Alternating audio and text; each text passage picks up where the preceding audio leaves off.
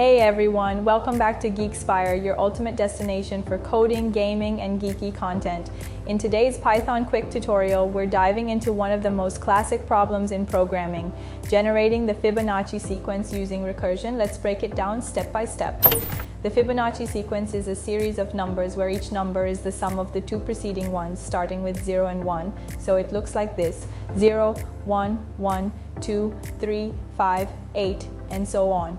In Python, recursion allows a function to call itself to solve a problem, and the Fibonacci sequence is a perfect example of how recursion works beautifully.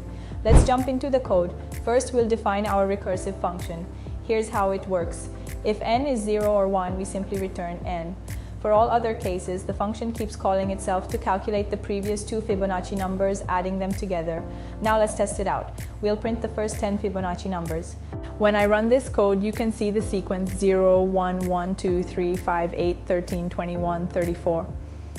One thing to note, recursion can be inefficient for larger inputs because it calculates the same values repeatedly.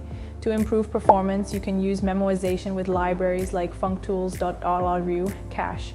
But that's a topic for another video. That's it for today's tutorial. If you enjoyed this video, don't forget to like, subscribe, and hit the bell icon for more Python tips and tricks. See you in the next one, and keep coding like a pro.